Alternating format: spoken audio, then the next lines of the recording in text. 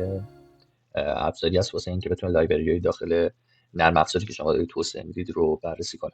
ببین عملا وقتی شما دارید نرم افزاری رو توسعه میدید قاعدتا دارید از یه سری لایبرری اوپن سورس در کنارش استفاده میکنید. بر فرض مثال وقتی دارید npm کار میکنید یا دارید مثلا php کار میکنید یا پایتون کار میکنید، پیپ میزنید، کامپوزر میزنید، npm میزنید و در عمل دارید یه سری لایبرری با خودتون میارید.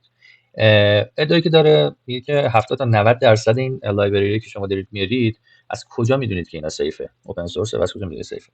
خیلی وقتا میشه که یه نسخه جدیدی از یه لایبرری که میاد با خودش وارنبیلیتی داره صرفا یا عمدن و مثلا اتفاقاتی که توی روی لایبرری که اوکراینیا نوشته بودن واسه npm بعد از یه بازه زمانی یه تغییر سیاسی مثلا میکنه یا اتفاق روش میفته، یا اینکه یه مالیشس کدی داخلش اجرا میشه یا پیاده میشه که عملا وقتی که شما دارید اون لایبرری رو کد میچسبونید به نرم افزار خودتون، اون مالیشس کد هم دارید داخل نرم افزار خودتون میارید، جایی که مثلا داره بیت کوین ماین میکنه یا مثلا این چینی که در کنار نرم افزار شما داره یه اتفاق دیگه هم میفته داخل اون لایبرری و شما خب عملا به خاطر اینکه سرعت تو چابکی نرم افزارتون بره بالا از این لایبرری دارید استفاده میکنید، نمیشه بشینید همه این لایبرری رو چک کنید.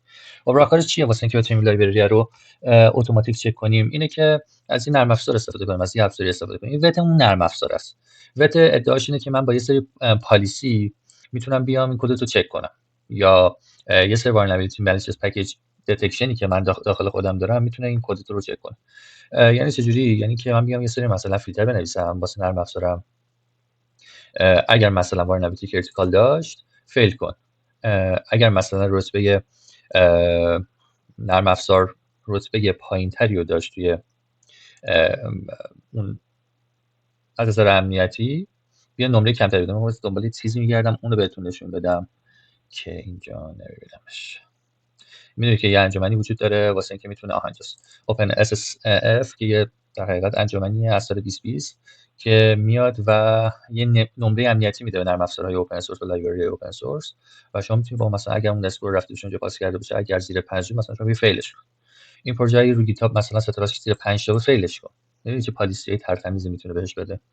میگه این مالیشس بود فیلش کن، اگه لایسنسش مثلا این بود فیلش کن. خیلی مهمه ها این که شما تو اوپن سورس ها بدونید که این پالیسی از کد داره. مثال پالیسی از کد داره میزنه که اگر مثلا جی پی ال داره استفاده کنیم لایسنس یا آزادیایی به توسعه دهنده میده که توسعه دهنده میتونه اصلا سورس رو بگیره و دوباره از اول اون اوپن سورس رو تولید کنه و این سری به صورت در حقیقت پولی بفروشتش.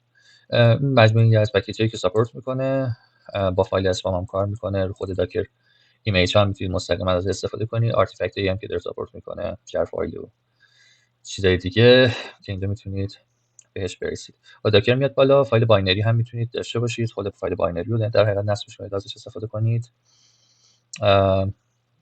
من یه سری اگزمپل آورده که چجوری مثلا اگر بگید ویت اسکن همون نرم افزار دایرکتوری خودش رو چک میکنه، توی دایرکتوری دیگه ای بهش بدید. میتونید یه کانتینری که ازش مثلا اکسپورت گرفته از یک کانتینر، اون کانتینر رو بهش بدید چک کنه.